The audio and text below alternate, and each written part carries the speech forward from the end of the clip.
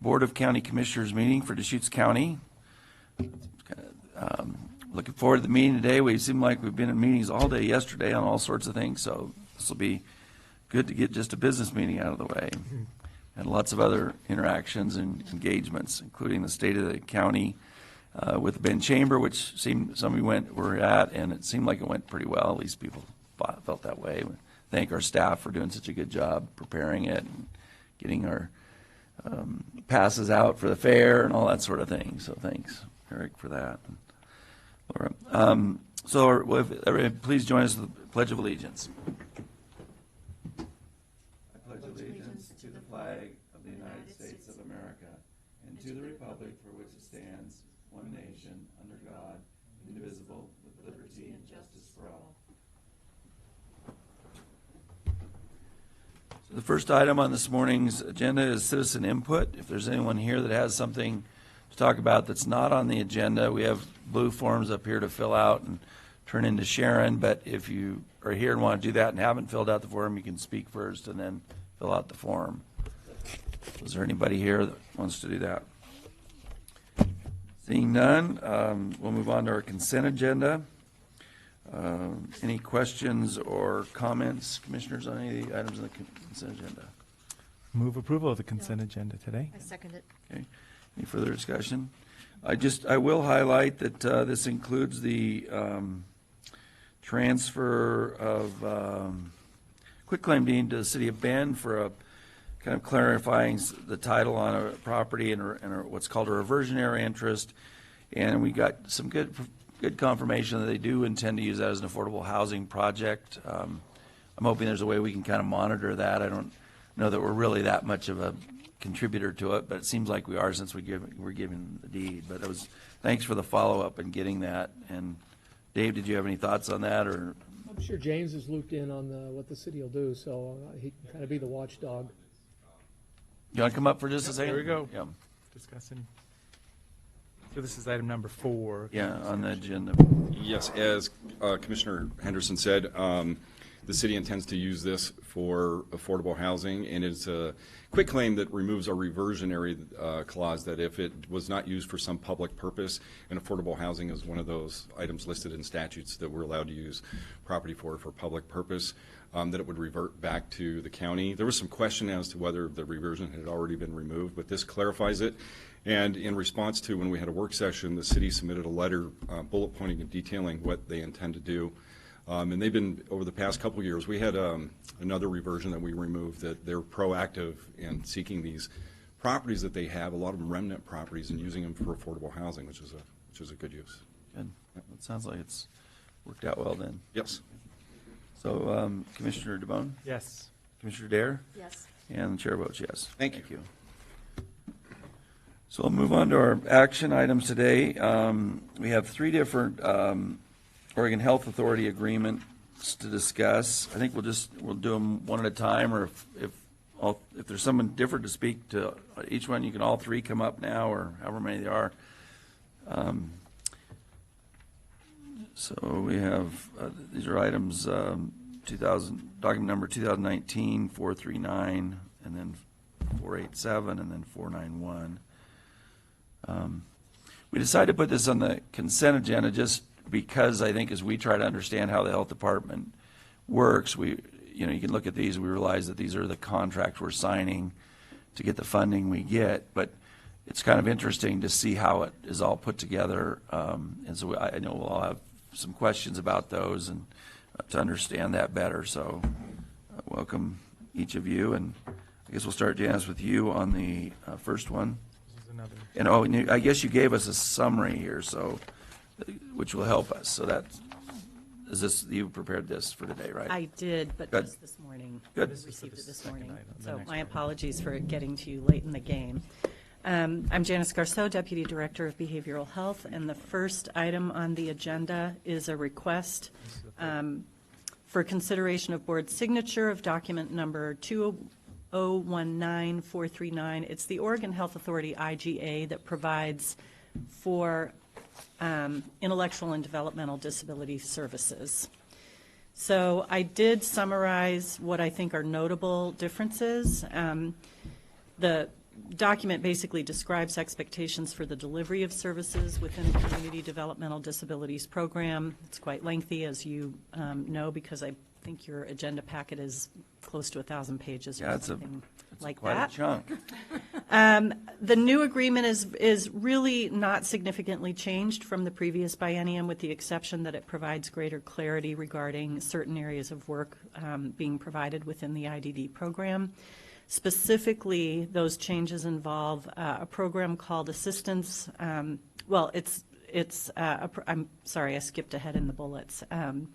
The first change is that it further clarifies the responsibility of IDD programs to provide assistance with provider and employer enrollment credentials and payments. So while our IDD program is not in the role of being an employer, they do have a role in assisting individuals to hire personal support workers. And so the contract just contains some new language that spells out details around that role. But, I did go through the contract just to kind of understand it. And so what prompted that new position? And is that somebody we already have hired, or is that be new hiring we do for that? It's not a new position. It's just really clarifying what an IDD program is expected to do to support people who are trying to hire personal support workers. And that can be a really difficult process because, if you can imagine, there's lots of bureaucracy around those kinds of activities. And when you're trying to hire someone who maybe has not been employed to provide personal support work to a person with an intellectual or developmental disability, they may not be prepared for all the steps they have to go through to do that. I don't know what prompted the change. It may be that people with IDD or their guardians were advocating for that change. I don't know. So the role that the departments played before, the employees there, have been to get people to the jobs or to find jobs, things, but there's not been somebody working with the employer end of it. So Well, this is really around personal support workers. So our role is that a person with an intellectual or developmental disability may identify someone in the community that would like to be their personal support worker. I see. And they get paid for that, that job duty. And the state has rules and a process by which they're approved to be paid to provide those services. But as an IDD program, we try to help support people through that process. And this just further clarifies the things we should be doing to support people as they're trying to get someone hired to be their caregiver, really. The second piece is a new database. It's called the Centralized Abuse Management System, or otherwise known as CAM. It will be used to record and report on all allegations of abuse and neglect, as well as 10 additional categories of serious incidents. So as you know, we have the role of investigating abuse allegations in our IDD department. So this is simply a database system that allows that work to be recorded electronically. Of course, that's going to mean impacts to workflows and training to operationalize that system. And so the contract just spells out that this system will be adopted. One thing to note about that is that the standards and procedures for the CAM are not finalized. When they are, it's likely that there'll be some sort of contract amendment to reflect that. The last piece that's important is that the legislatively approved budget approved funding for IDD at 81.9% of what was recommended in the workload model forecast. And then there was a parity activity on the part of OHA and DHS that established 95% of the workload model as the amount that would be allocated. So while that's not ideal, and there are some concerns about funding, it does represent an overall small increase in the amount of revenue going to IDD programs around the state. So those are the primary. Can I ask, there's like 28,777 developmentally disabled that are identified per the meeting I was just at. How many of them are in Deschutes County? I believe our current caseload is, well, I can't speak to how many are in Deschutes County. I but can our say that our caseload is over 600 at this point. Over 600? I believe so. That was the last report I saw. And that was a significant increase. It was 12 or 19%. I'm trying to picture the budget presentation in my head, but it was a significant percent increase this year over last year. Okay. Questions? No questions. What does it mean when it says you made the sentence here, parity was established at 95%? You said that they did some adjustments. So what does that mean? So Paul Partridge is probably more expert than I am on this process, but basically what happens is the IDD programs have a very sophisticated workload model that works to look at the amount of work being done, changes in population, and a number of other factors to determine what revenue is needed, what positions should be in place in each county. Then the Oregon state budget process through the legislature determines what % of that recommended budget are we actually going to fund. And then OHA has some opportunity to establish what they call parity, or to make the program perhaps more whole by moving some dollars around. So they were able to do that at the 95% level of the recommended. So after the legislature said, here's how much we're going to give you for this fund, They make some it's an adjustments. interagency OHA decision of, we've got some other funds over here to. I believe so. At the back of this packet, there's the budgets, and I was just trying to understand these. I don't know if you have the packet there, or can. I have the IGA. I don't have your entire packet. I have There's an agenda There's summary. 2 pages at the back, which kind of goes down through allocated positions. And, Yeah, I don't have that. okay, I just was curious. And then there's a second part, which is costs allocable to case management. And one comes up to, what's cut off, but it's $6,311,000 and something. And then the next one is like $4 million, but I thought this, and I was trying to figure out that seems like that's more than the 6,000. So this is $3,155,000 a year. So that'd be 6.2 million, which would be kind of consistent with the first. It maybe matches the first page, but I was trying to understand is this, if you don't have it, I don't know. I'm You've got it there looking at now. So you're talking about this document and this document? Yeah, there's the last 2 pages of our packet. So one of them is called allocated positions. Okay. And so that, I assume, are people that work in our department. Correct. And and that 6.3 million is pretty close to 2 times the budget that's listed here, maybe exactly it.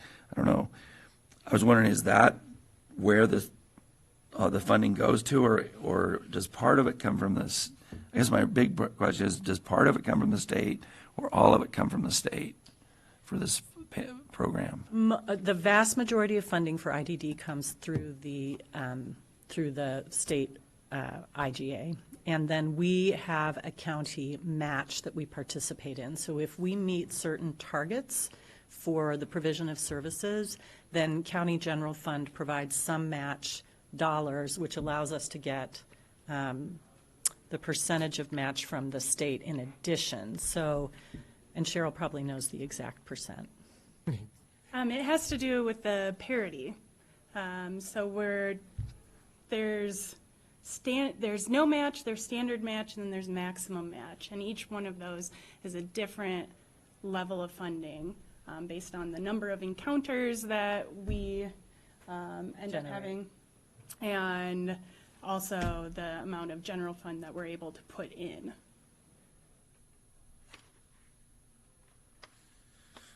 So do you have any insight on these 2 budgets? And I mean, one comes up to 5.5 million and the other one's 6 or maybe they're redundant, or maybe, I mean, it looks like some of the positions are, I'm just curious, they're different numbers. I mean, Oh. Then these different service elements. Yeah, it is rather interesting, isn't it? This one's the admin, IDD admin. This is case management. And then this one, 55, is the PES with the clerk. Oh, okay.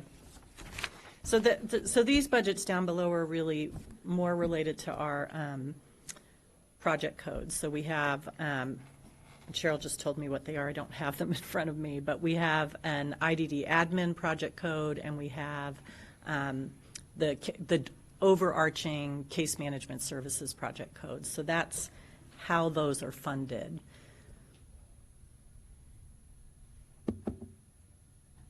So what do they tell us? Is just, They tell you the dollars we get to provide those services. So there's a big chunk of dollars for case management services, which is the vast majority of the work that IDD does. And then there is a certain amount of dollars, much smaller, as you can see, for administering an IDD program. It's sort of like Service Element 1 in the OHA behavioral health contract that says, hey, we know it costs money to administer these programs, and so some dollars are provided for that.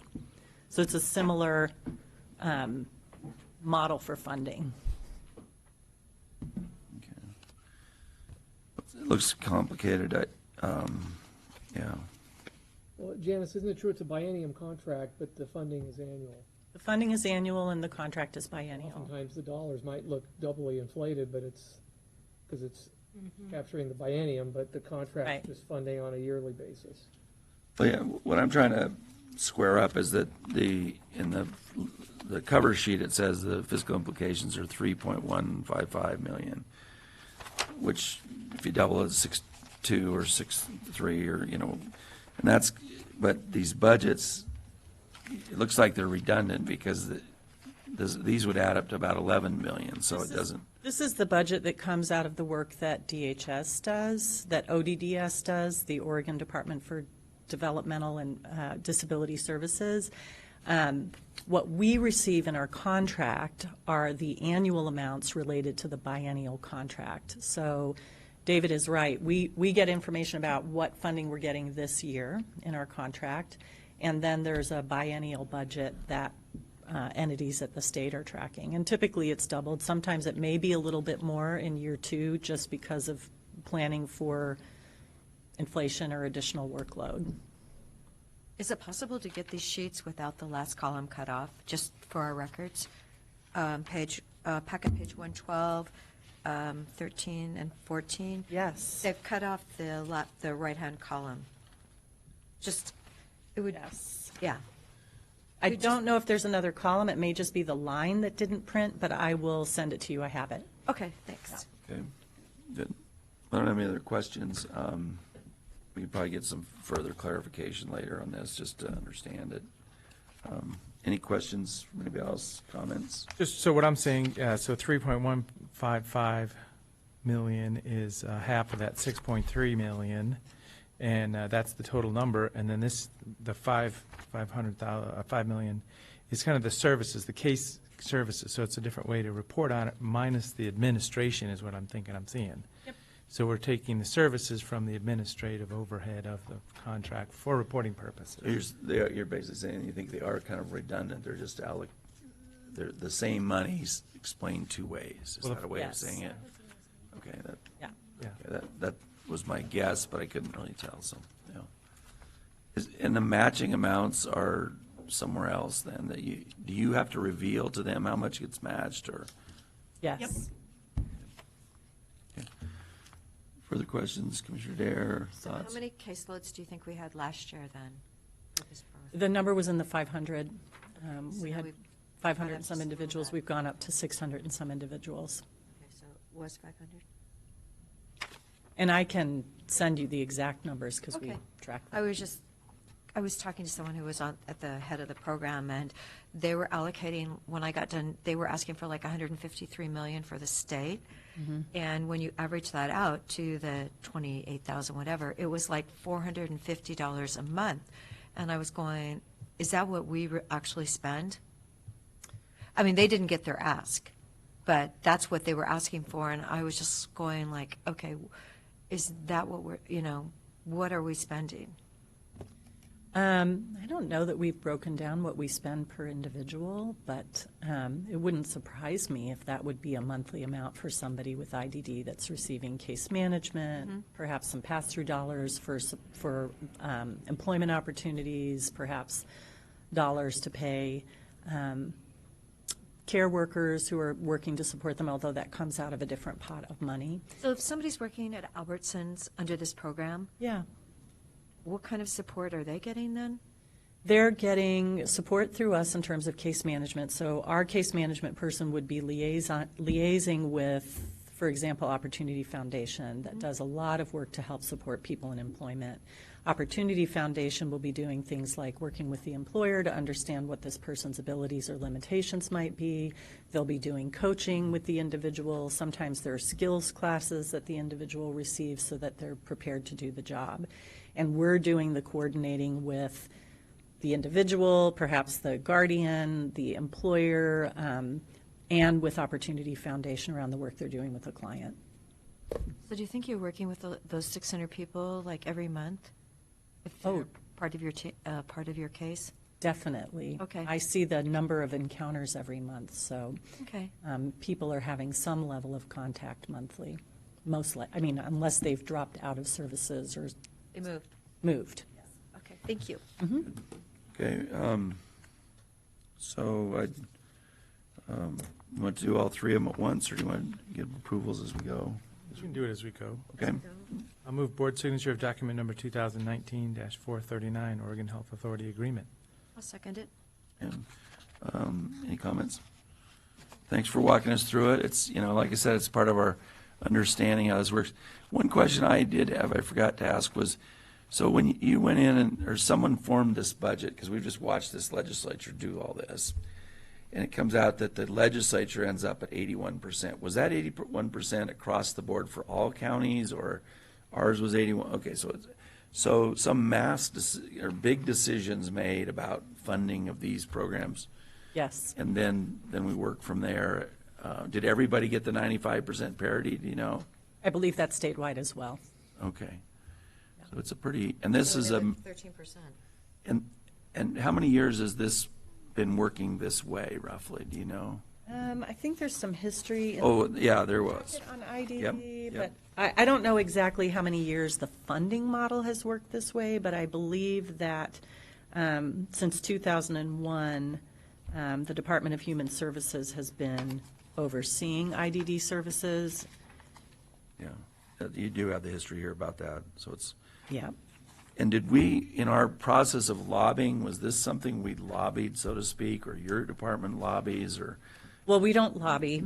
We don't get to do that, but we certainly provided information. I'm using the word broadly. Yes, we Meet provided people, talk to people. information about what we think the real need is, and we provided information to the statewide organization, which is connected to AOCMHP, the Association of Oregon Community Mental Health Programs, about what the impacts would be of reductions. So we do that every year, and we certainly provide information to people who lobby on our behalf, but we don't lobby directly.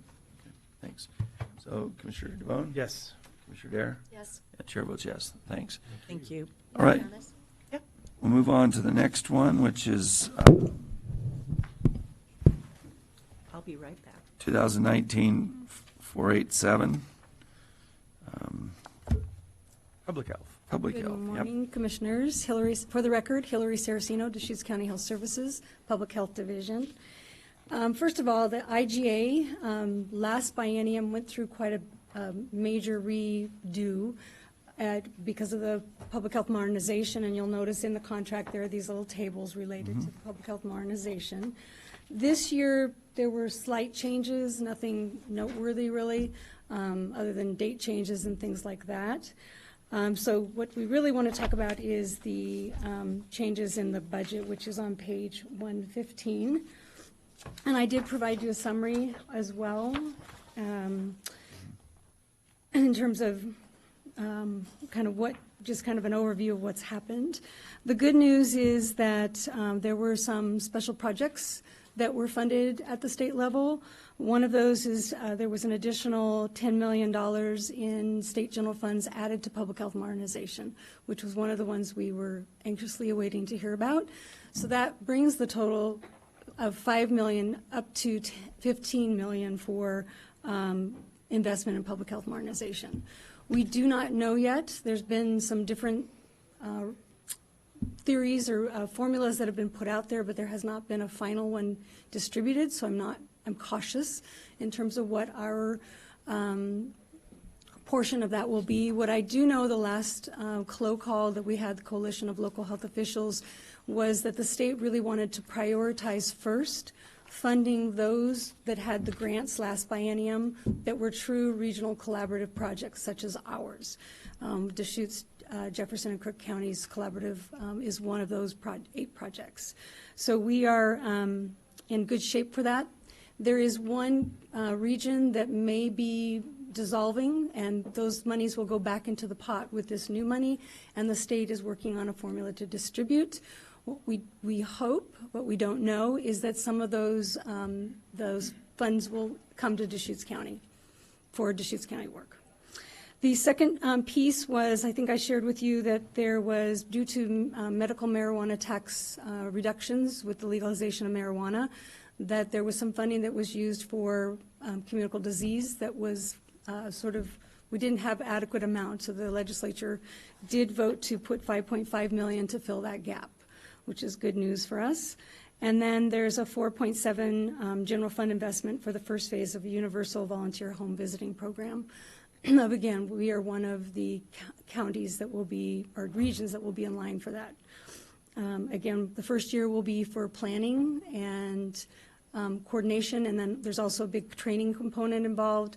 The second year will begin implementation, first with OHP clients, and then the third year implementation will expand it out to universal.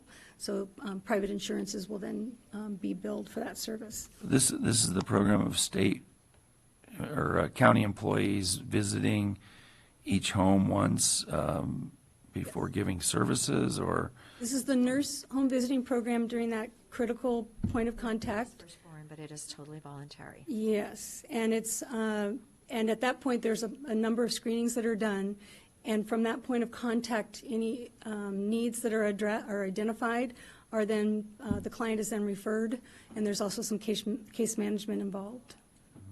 But it's during that critical time. Yeah, I remember you telling postpartum. us about it. Yeah. Okay. So that was the good news.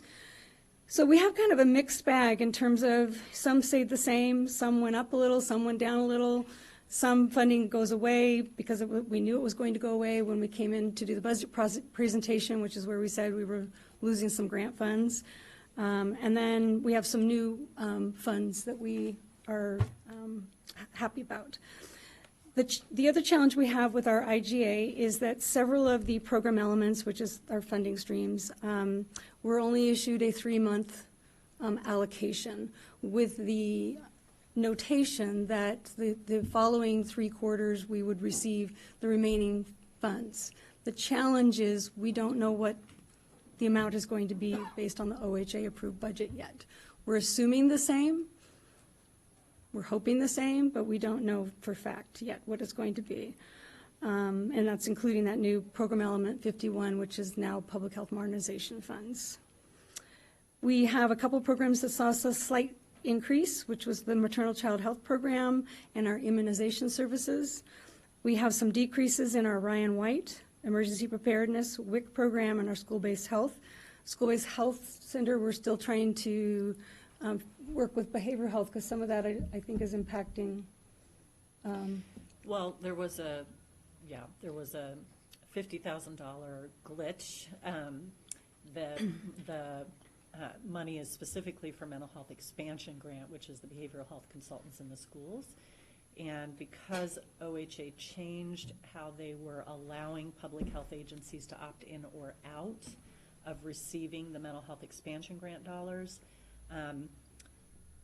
our Klamath County partner for whom we provide services in Gilcrest wasn't aware that they needed to let the state know that we were still going to receive those dollars. So the dollars went straight to the medical partner who said, we don't want them. We want your behavioral health person. So that's all being sorted out. But that amount may change by $50,000. And that money comes to public health and then is transferred to behavioral health. It's one of those, there's 2 line items for school-based health center. The programs that were eliminated, which we knew, the prescription drug overdose federal grant sunsets in September, and that's reflected in the approved budget.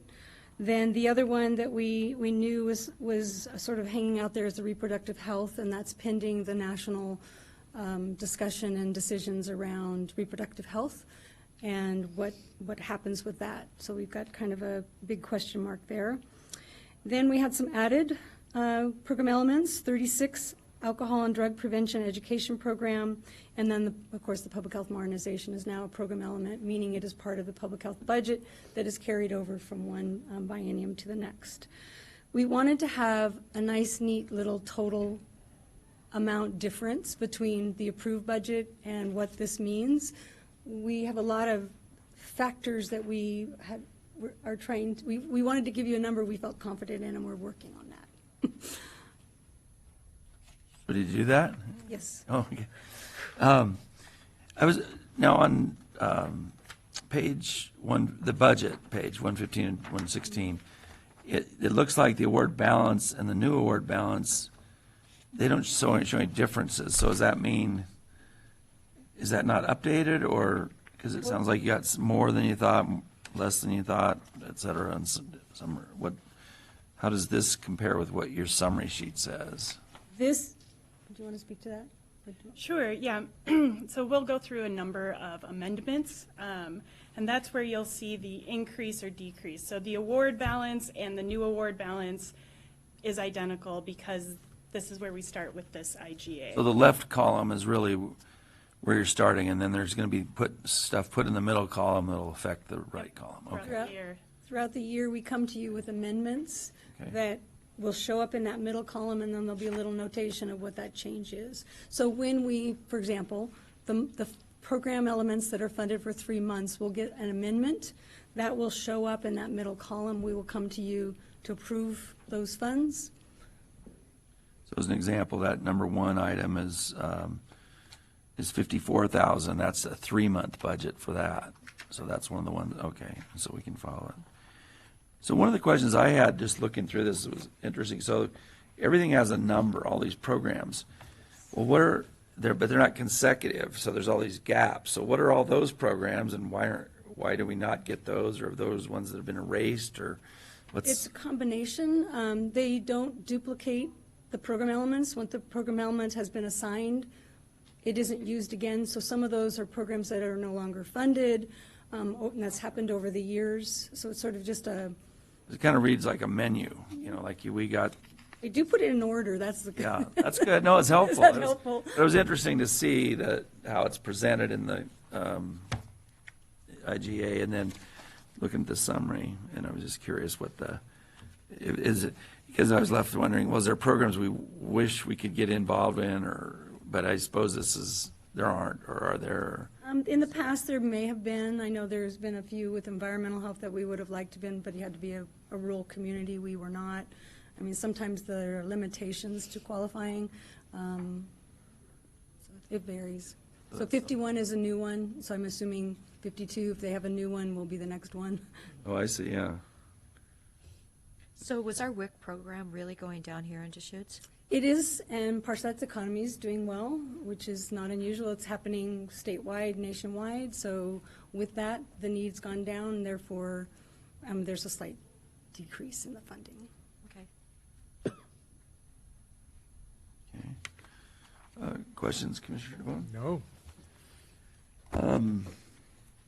And then kind of getting about budgeting for these programs. So is that something that you prepare a request budget, or are you part of a big statewide? Do all counties do it get the same percentages or whatever? For public health, the formulas vary by program element, and they're negotiated through the Coalition of Local Health Officials. That's where there's input given, and then a decision is made. That recommendation is sent to the Oregon Health Authority that then prepares their budget for the governor. The governor does what they want, and then they present it to the legislature. Coalition of Local Health officials. It's all the directors in the state. It's our coalition. They meet monthly. And so you have meetings to figure out how much you're gonna, and you vote on those things? And We figure do out anytime there's a change to a program element, or like right now, the big hot one is tobacco. There's a lot of conversation happening about some reductions in the tobacco prevention and education program. So there's a lot of debate about how, and between us and the state, about how that should work. And is there anything specific to marijuana and minors in the program? There's a drug prevention, alcohol and drug prevention. There's an alcohol, tobacco, and drug prevention, and that's new. Program Element 36 is one that we've had, but it wasn't it's for the coordinator, prevention coordinator. For every county is required to have a prevention coordinator, is to help cover those costs. So most of the funding that we get is either tobacco, or what grants we brought in is for alcohol, to address alcohol. That's just where the federal grants are. Not as many for marijuana. What about vaping?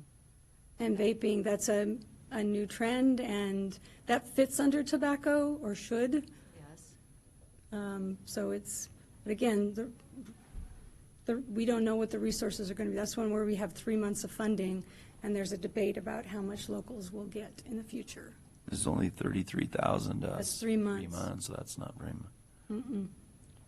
And I know there's a $300,000 or $400,000 marijuana tax revenue, something to the health department. I'm just thinking out loud, where is that going at all, or is that allocated? That's the behavioral health allocation, and that's there's separate funding streams, and there's some funding streams that are specific to public or to behavioral health, and Well, that helps. So behavioral health is the recipient of those dollars. which makes sense. It's interesting, though, it seems like it should be in the prevention side on public health, just like tobacco, alcohol, whatever. That is one of the things we're trying to with the What new. is, I mean, for juveniles, I mean, for. I'm just thinking, yeah, which program does it go to? There's the two. Used to be our juvenile justice department put in funds for youth prevention programs. 1% of their budget used to go to that. Those were in the days when we had more resources. That was how we got about $800,000 a year for youth prevention work. Last question for me is, so did, like Janice had done the explanation that they got 81%, and then they went to 95% parity. What, is this budget treated that way too? Is there something that they do in the health department, or? No, it's just based on the funding formula. Part of that, many of them are based on population, but there's now bringing in other factors like your poverty. But I mean, the total amount to public health, was it what was asked, or was it less than was asked, or is there a way to look at that the way that we? No, because we don't ask. That's not something that it is based on what the legislature approves, and I mean, across the board, there were not a lot of increases. And so when you have normal inflation and you get the same amount or less than the previous biennium, that in effect is a slight decrease. And that, I think, is a shared experience across public and behavioral health and IT. And that's an unfortunate trend in the last 10 Yeah. years, probably, since the Great Recession, if you will. That sort of changed. It used to be you got current service level, CSL, which was a % increase based on Predictable increased cost, yeah. But the state State Medicaid doesn't do that. funding, though, has gone up 10% in the last 10 years. Medicaid expansion is probably what saved primary care and behavioral health care. But the state is picking up another 10% for that. Yes, they are. Yeah. As match. It went up to 38%, and It was 28, 10 years ago, yeah. and those dollars are involved in, I'm you sure said, they Those impact dollars go the, to- Yeah, those dollars are involved differently than the service element dollars that come through the state budget process. They're involved through the CCO contracts, as you know, and then also through our reimbursement in fee-for-service models. And Public Health has some contracts with the CCO as well for the provision of healthcare services, not just mental health care services. And we also have some of those Medicaid match requirements, like in our home nurse home visiting program and nurse family support services. So we have match requirement. You'll see those come through on vouchers. good, thanks. So I'd seek a motion and support. let's see, I move we for board signature of document number 2019-487, the IGA with the Oregon Health Authority. I'll second it. Okay, further discussion? Commissioner Adair? Yes. Commissioner DeBonne? Yes. And chair votes yes. Thanks for providing the summary sheets again. That was great. And So, we'll see in a few months on some of those topics. Yeah. Yeah. You will, because Yeah. one of the things we're very cognizant of is we received the public health modernization funds. You all approved in our budget a 52,500 bridge fund, so we will need to come back and resolve. We want to do that, we want, in good faith, bring that back for discussion. Great. all right, we'll move on to 2019-491, the third IGA. Me? Who's, Want me to start, or do you want to start? Sure. I was on Cheryl. here, this is for the behavioral health state IGA. I was on there, we were unsure if Janice would be able to make it, but Here I am. here you are. I will not Good. take that from you. Appreciate both of you coming. So we are, again, asking for board approval for a signature on the IGA 159163, or otherwise known as document number 2019-491. This is the IGA with the Oregon Health Authority for behavioral health services. I did do a summary. There's a little bit more detail here. Most amounts remain the same as in the previous biennium. There's one significant exception, and I'll talk a little bit about what that is and why. And as we just discussed, this equates to an overall reduction in our state funding, just because it does not, it's the same level as 2 years ago and doesn't necessarily keep a pace with increased cost. The amounts, as you know, are subject to change, so we get these amounts in our contract and they can change as the budget is being finalized, and we anticipate that that is done by August. That's our hope. So just walking you through some significant changes. One is that the Oregon Health Authority has decided to explore contracting with counties on a, rather than on a biennium fiscal year calendar, on a calendar year calendar. I cannot tell you why.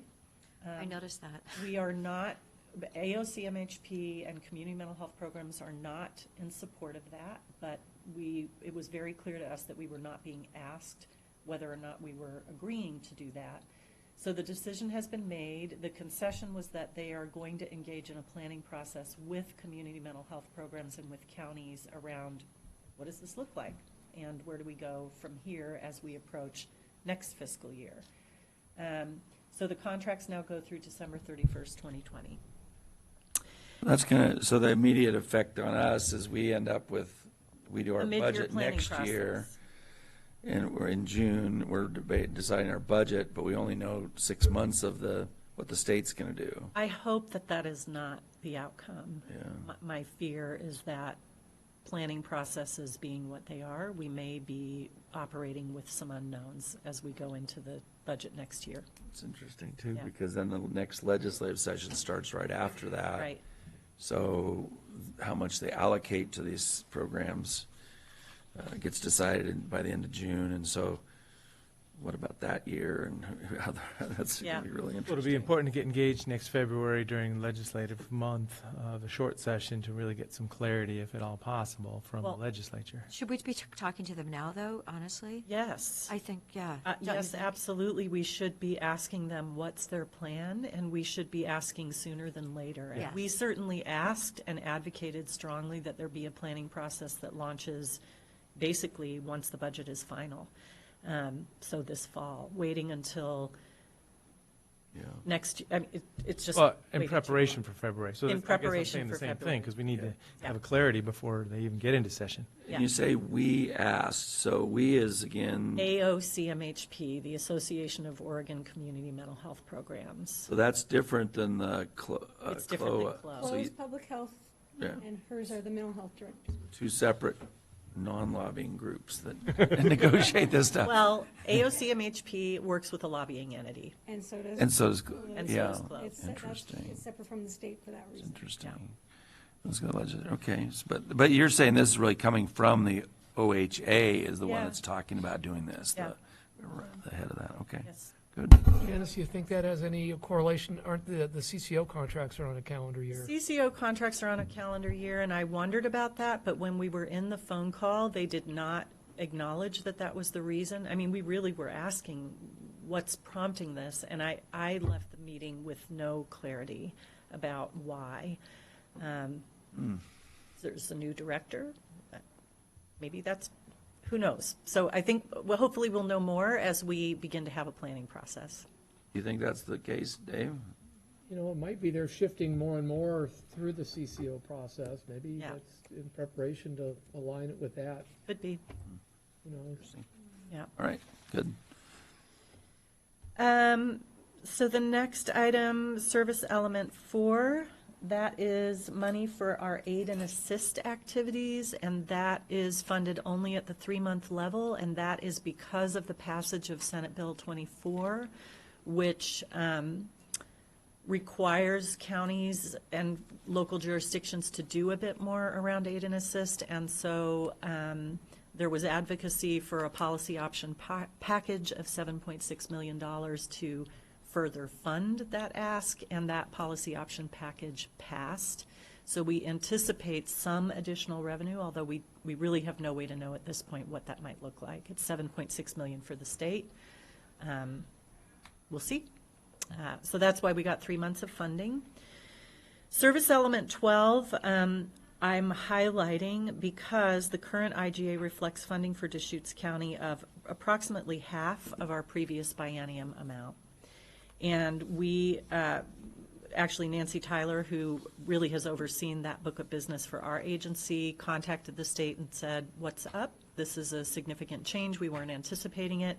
And the emails that I've reviewed indicate it was a mistake and an error, and it's being corrected. And I asked for written confirmation of that and was told, wait, stand by. So I cannot guarantee that that amount is going to go up. I believe it will. I certainly hope it will, but until I have something in writing that says that was an error and we're increasing the amount to reflect what it should be, I can't guarantee that. And if I'm reading this right, that's the problem gambling residential services? Is that service? That's Service number element 12 is rental assistance. So I was trying to figure out, like in the other And one, rental assistance has a couple of different components to it. how do you, going through this, I'm trying to figure out what, maybe it's the service code, well, the other one we did, the other budget we had, it was really clear when there was a program 51 program. So in this one, as we read this, it's not really tabbed or anything, it's just a bunch of the whole papers. Is the service ID code the number that when you say it's service element? The service element is the OHA identifying number for all of the things they expect to be performed under that service element and the funding that's attached. It doesn't always directly align with our project codes. But there is a service code listed, item number 9 is substance disorder, residential and day treatment capacity, and under it says service ID code A&D 67.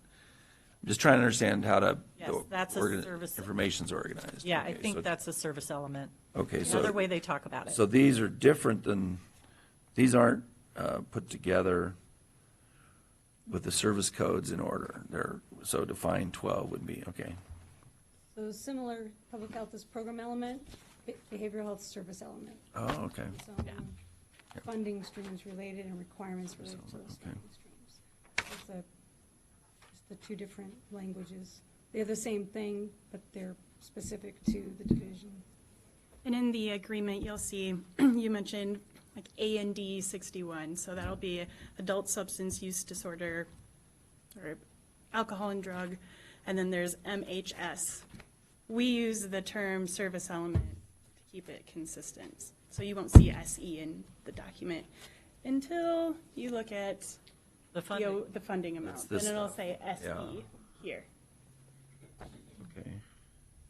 Another significant change this year is that the way that residential treatment services are funded changed significantly from pass-through dollars sent to counties that went out into the community to residential treatment providers, adult foster homes, et cetera.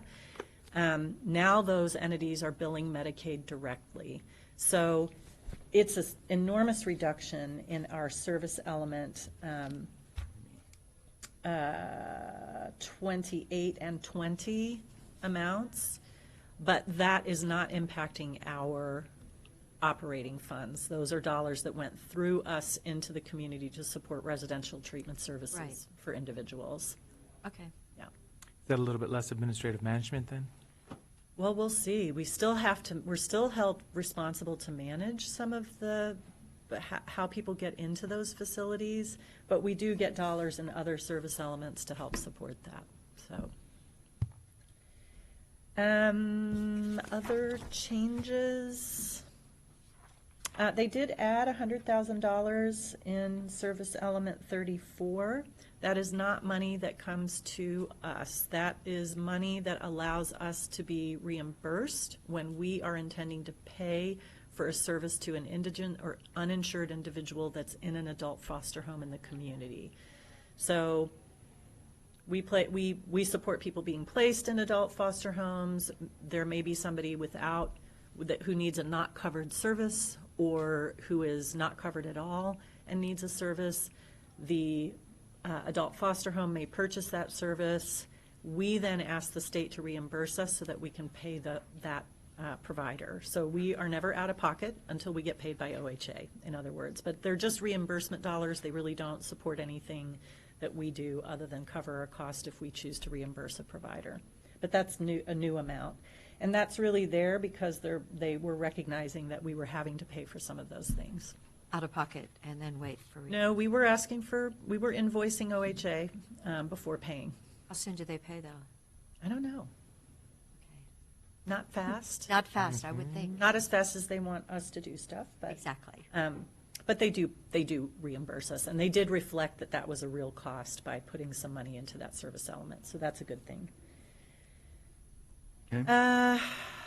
Service element 65 is a reduction. That was formerly service element 60. It is a reimbursement contract with the OHA for when we provide services to an individual, a substance use disorder service to an individual that's not covered, or an individual that's uninsured or indigent. And the reality is that Medicaid expansion has really reduced the number of people we're serving who cannot have their services reimbursed through Medicaid. So, and we're also serving a number of commercially insured individuals. So we asked for much less than we had originally anticipated. We do it through a reimbursement, an invoice to the state, and so they reduce the amount.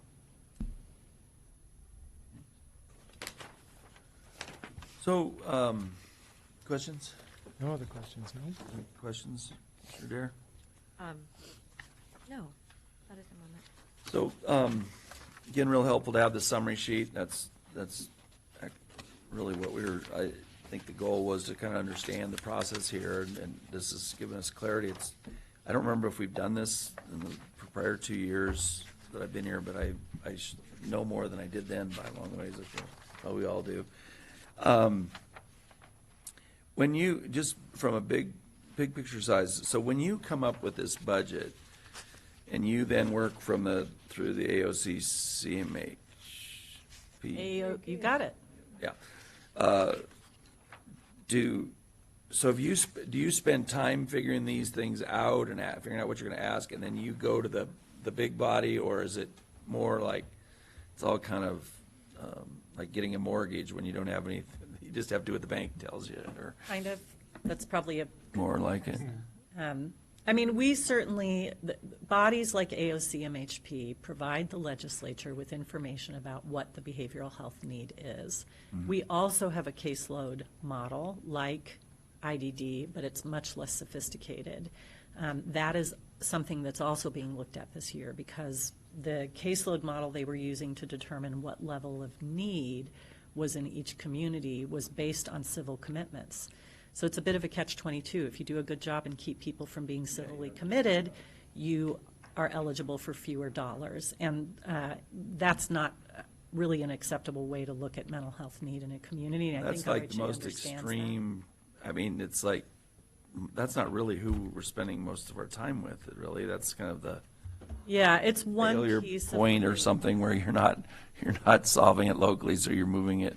Yeah, and IDD really has a very sophisticated model in their workload model forecasting system, so I would love to see something that's more like that, that really looks at the amount of work being done in a community, the population, what the mental health need is, some agreement about how that's quantified, and we don't really have that right now. So that's a long answer to your question, but that's how the amount of dollars is decided, and then we have some ability to advocate for where we think there's real need, and then also advocate for things like policy option packages to provide additional funds for certain areas of focus. Interesting. So, Cheryl, if the maximum compensation is at this rate for the annual, it's like 5.5 million, where does that compare to the prior year? Compared to the previous year, that is a reduction of, let me do this really quickly.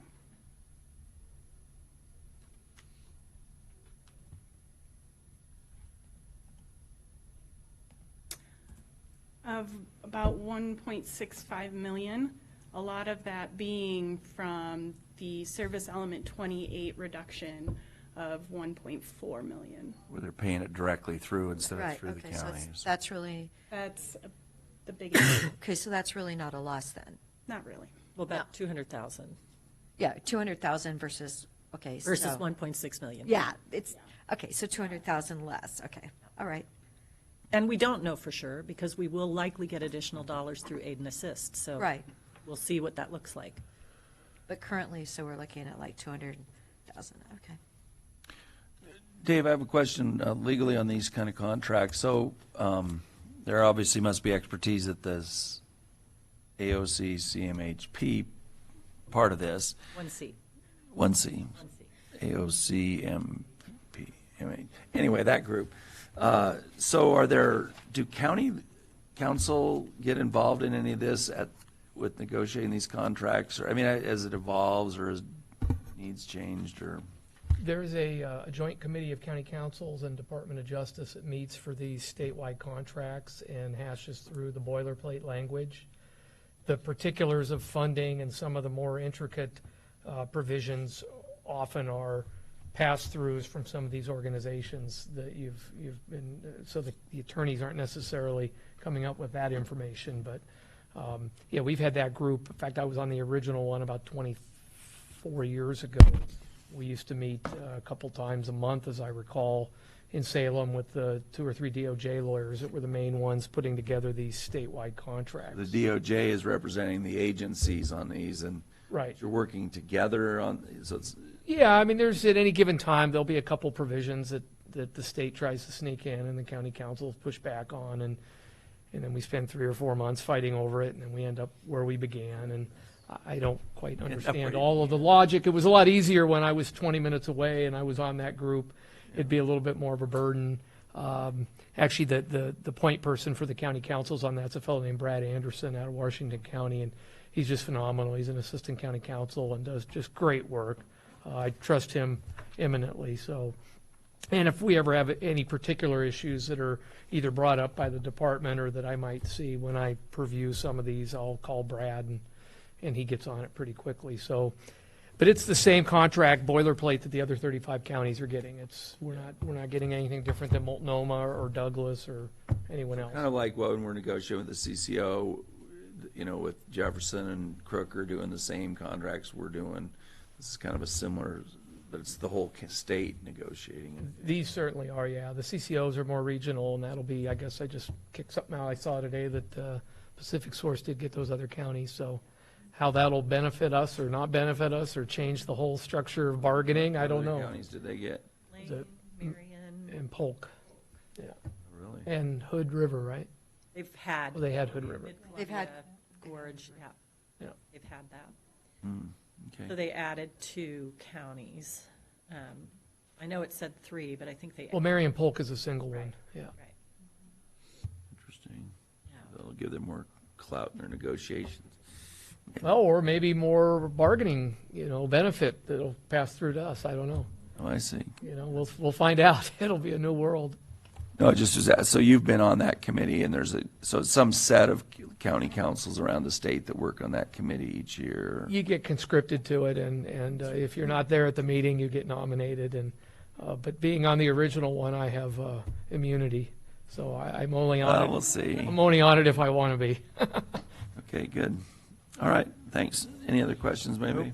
Okay, want to do a motion? I have a question. It said problem gambling services.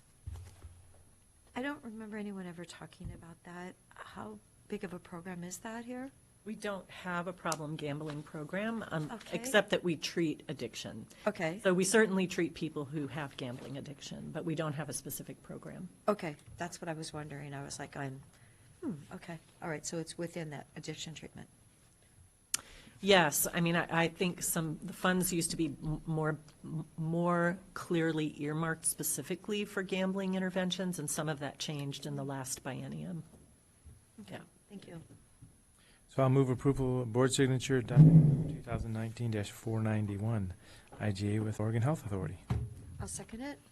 Further discussion? Commissioner DeBonne? Yes. Commissioner Dare? Yes. And chair votes yes. Thank you. Thank all three of you. Bring that in. Yeah. Understand it.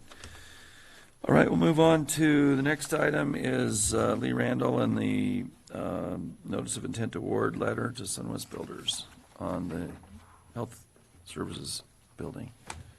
I have to send a quick text to my son. Good morning, Lee Randall, Facilities Director. Good morning, Lee. Good morning. Morning. Thanks for joining Go us ahead. last night. Oh, thank you.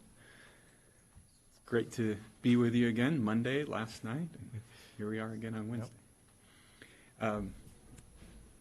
So today you have for consideration a notice of intent to award letter to Sunwest Builders.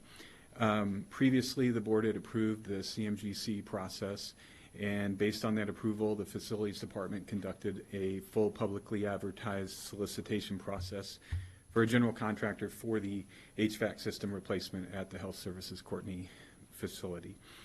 4 contractors attended a pre-proposal mandatory meeting. Of those 4, Sunwest Builders provided a written proposal and then participated in an interview process and was ultimately selected. Before you today is a notice of intent to award letter.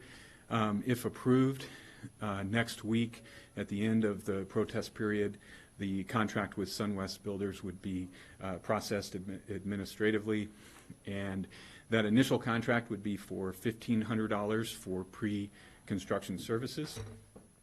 And then over the next few weeks, Sunwest Builders would proceed with putting together the information for a guaranteed maximum price as part of that construction manager general contractor process. Next steps, the next time we would be back with the board in hopefully about 4 weeks with that guaranteed maximum price to be processed as an amendment to the original contract. And some of the things that would take place in the meantime would include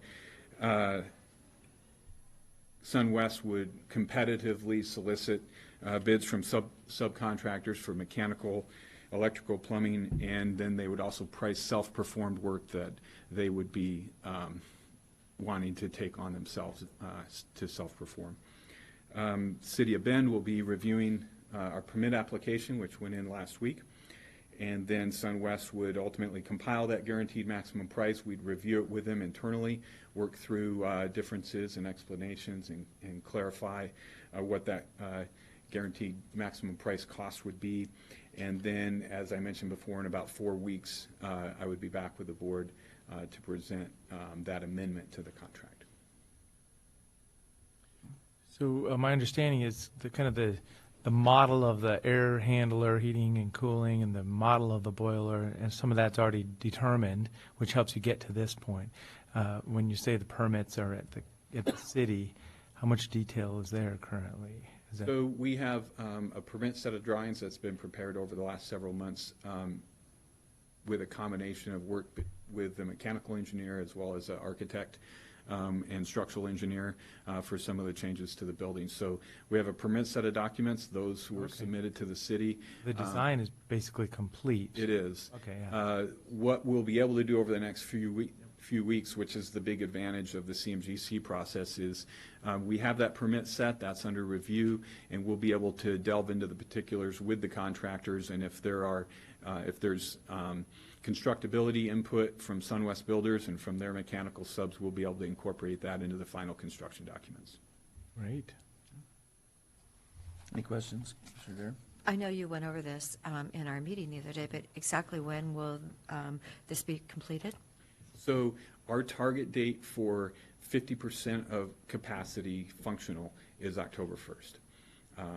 Currently, we have approximately 50% of the current units running. We have the ability to start and stop the rest of the existing system, and the idea is to overlap the new system and the old system to provide the heating that we'll need going into the fall, early fall heating season.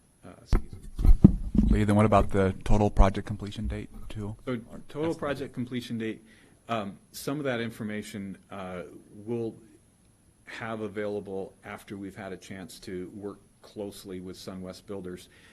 But we expect that would be mid-November to early December. But prior to that time, we'd have the heating capacity available. There'll be a lot of digital control work that will be involved in the project, and that the final installation, commissioning of the system, those types of things, air balancing, all of the things that go into the final warranted product will likely take the month of November and may extend somewhat beyond that. But the goal is to have the heating system up and running prior to the full winter heating season. Thank you. So my one thought with regard to this, the contract, the CMGC, is that, in terms of your input, working with the contractor would be that mechanical company you choose being somebody that's very service-oriented Right. at the end of the game, once it's all done, all those adjustments that might need to be made, that'd be the one thing I'd be really concerned about, because it just seems like there's so many different zones and so many different pieces, equipment, and heating, I don't know. That's the one thing I'd be looking at closely, so. Yeah, we're very interested in that, and what we're expecting is we'll have a combination of the warranty period, which typically would be 1 year following an installation warranty for 1 year following substantial completion. Then we'd also have the factory warranty period on top of that. But from a service standpoint, our goal is to overlap the installation and the service so we have a smooth transition between those warranty periods. I don't know, that'd be something I'd be looking at in the contract that's negotiated, because I just think I've dealt with some complicated heating systems where you're fiddling around with them forever, it seems like, so, with all the new digital, good, so, We want the heating system to work. yeah, Yes. and the cooling. Yes. Final goal. Good. That is the goal. Seek a motion in support of this? I move for chair support of signature for the document number 2019-574, notice of intent to award the letter to SunWest Builders. I'll second it. Further discussion? Thanks a lot for coming and going through this with us on Monday as well. Commissioner Adair? Yes. Commissioner DeBonne? Yes. And Chair votes yes. Thanks. Thank you, Lee. Next, action item is consideration of board signature on document number 2019-557, amendment for Oregon Department of Education Juvenile Crime Prevention Services. Good morning, Davey Holcomb for Community Justice. Thanks for coming. I think we put this on just so you could kind of walk us through what this is. So we just, I remember this had come up, I think, at a prior time. Or maybe I was at the Lipsick meeting when it was discussed. But anyway, I don't think we're all at that meeting, so we can maybe just go through and what it is, and then we can vote. Sure. I appreciate, as always, when I come and sit through a meeting with the diversity and complexity of all the issues that you deal with, so I can appreciate your interest and need for a little more info. So we are seeking chair signature of an amendment to an IGA with the Department of Education. This is for a program called the Juvenile Crime Prevention Program. It is an formula allocation program. So we have about 4% of the juvenile population between 10 and 17 divided by a certain percentage of violent crime that youth commit. So that's kind of how each county's portion is determined.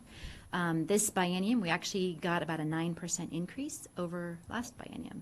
So we're looking at about $200,000, 201 and some change, compared to about 180,000 last biennium. We do run our plan. So this is a reimbursement-based IGA. It's so much simpler than anything I heard up here for Yeah. services. It's only $200,000, and it's very simple. You do the service, you make a plan, it gets approved, you do the thing, you request reimbursement, you provide the invoices, they send you a check. It's delightful. So this year, or this biennium, I should say, we didn't do too many changes to our plan. We did a couple of enhancements, so I'll just share quickly what we're planning to do with that, those funds. One is, the bulk of it really is for functional family therapy, but it's to serve a special population with functional family therapy, and that is youth who have not yet been referred to the juvenile department, but demonstrate risks in 2 life domain areas. Otherwise, we only have funding for functional family therapy for kids who have already been referred. So that's kind of a cool thing we do, hence the prevention term, juvenile crime prevention. Another thing that we are planning to do with funds this year is to work with the High Desert ESD and a bunch of other different agencies on a restorative justice pilot in a middle school, probably in the Ben Lapine School District. That's who we've been talking to recently. Restorative justice can take a lot of different forms, but this is kind of what we're looking at is a way to ensure that youth who have offenses or crimes or misbehaviors at school that may or may not be diverted to the juvenile department are handled in a way that understands that when a youth does something in a school community, he or she has violated the community, right? Not just, let's say, that other student or that teacher, and that there's been a rift there. And a good way to kind of bring that youth back, because almost always the youth stays at school, right? So instead of sort of just handling it, let's say, outside, off-site at the juvenile department, how can we do this in a way that protects the community values, right? And lets the youth back in, lets the victim have reparation, and we kind of work that in a way that keeps the community whole. So that'll be a pilot that we're working on, which is something slightly new to what we had done with funds in the past. And then the very last thing we're going to do with these funds, I won't get into the detail of it because it's somewhat tedious in its detail, but what we would like to do, what we need to do is make sure that some of the risk assessments we are using for youth are actually valid, that they really are predicting the right kind of risk, that they are working. And so we're going to get some statistical assistance from a researcher, probably, hopefully from a institution of secondary higher education. Questions? Questions? No, I'm taking it all in.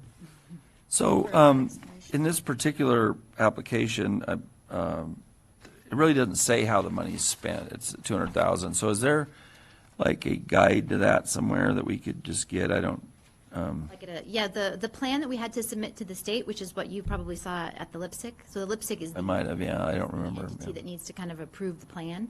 But I can send you either the entire application, or I can just sort of send the budget that describes the breakdown. Yeah, just what the money's, what it actually goes to. I don't know how much it needs to be. I mean, it could be whatever works. I'd just be curious because it's, yeah. It's we may have definitely important because you're working with the youth of our county, and to reach them at that point in time, it's like the program Friends of the Children, where they pick the kindergartners at the highest risk, and they stick with those for 12 years. I mean, Yes. that makes their results are excellent. It's very expensive, but what you're doing is another important thing. And this is just a small part of your funding, and so why does the Department of Education do this little funding thing as separate from all the other Oh, my goodness. juvenile? It's just interesting to me. It's very interesting. I don't know if you recall the Oregon Commission on Children and Families. Yeah, I do. So previously, these funds were administered through that agency. When that agency became defunct, their different funds were all allocated to different state agencies for some strange reason that really nobody in the juvenile world quite has ever grasped. It It went just ends up over there. It went to the Department of Education, which was interesting. It was a transition for the Department of Education folks to understand the research and the methods that juvenile justice utilizes with youth versus the research and methods that mainstream education uses with youth. So it's been an interesting, but it's part of a division at the ODE called Youth Development Division, YDD, and they do kind of have a number of specialized, I'd say special needs youth kinds of funding. Like, for example, funding, the federal government has regulations related to conditions of confinement for youth in detention. And, you know, states must be in compliance or risk losing federal funding. The person that monitors compliance for all of the detention centers in Oregon is in this division, the Youth Development Division at the ODE. So it's interesting. Can I just ask you a question? Sure. Since you're working with these, the youth, risk youth, why, in your estimation, have you thought of, why does Oregon have so many foster children? I mean, when you look at the numbers in comparison to New Jersey, who has 9 million in their state, and we have the same number of foster children, and Oregon has 4 million people. So do you see anything that we need to be doing differently? Well, you know, not from a position of expertise or subject matter expertise, I do not. When we have youth who are involved in both systems, which is not as much as you would think, which is interesting. I know foster children are more likely to be victims than Right. offenders, right? But we do, when you get, End up as foster children. yes, So then- when you get them in the same delinquency or, you know, juvenile crime matter, as well as that dependency foster care situation, those youth are absolutely the most difficult to work with to help change the trajectory of what's occurred. It's like a flip has been switch has been flipped Okay. from one to the other, and it's very pernicious. But we are working really well with Deschutes County Circuit Court and ever trying to improve relations with the DHS to sort of collaborate on those youth. But I don't actually know why there's so many more per I capita. know, I just was trying to, because it seems to be such a problem, and then we were sending them out of state, and, you know, if everyone could think about it, somebody has to come up with a better solution. So thank you for that analysis. I know our court does a great job with their family court. We can, yeah. Yes. Okay, I'll make a motion to, Sure, move board signature of document number 2019-557, an amendment for Oregon Department of Education Juvenile Crime Prevention Services. I'll second it. any further discussion? Commissioner DeBonne? Yes. Commissioner Dare? Yes. Chair votes yes. Looks like it may just be the chair signature on the document. Yeah, It's a single- it is, single yeah. line. Yep, sounds good. Thank you. Thank you for coming and taking the time. welcome. Thank you. Appreciate it. So that concludes our action items for today.